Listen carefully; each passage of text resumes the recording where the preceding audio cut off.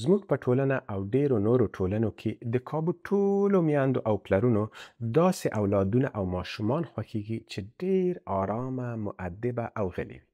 د مور و پلار هر خواهش او امر ته ووایي بله بله. دا ډول اولادونه او مور و پلار په ټول کلي او ګاونډ کې ستایل کیږي.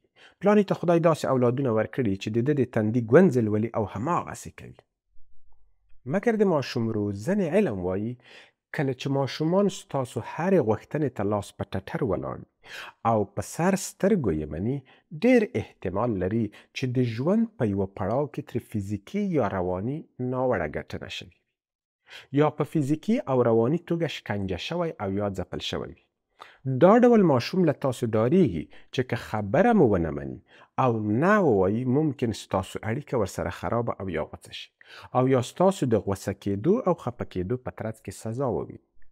د خپل شتوالي او د خپلو احساساتو او نظریاتو د څرګنداوي اجازه نه لري، او یا دغه اجازه او وړتیا په هغه وخت کې ترې اخیستل شوي وي چې یې د شخصیت لومړنۍ خښتې ایښودل کیږي.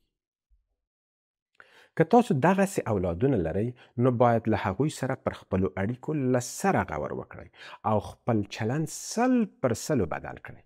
ستاسو ماشومان هغه وخت نیکمرغه او ښه ژوند لرلای شي چې د خپلو احساساتو او دریځ د څرګنداوي وړتیا ولري. په ډاډه زړه او له ډار پرته ستاسو په ګډون هر چاته نه وویلای شي.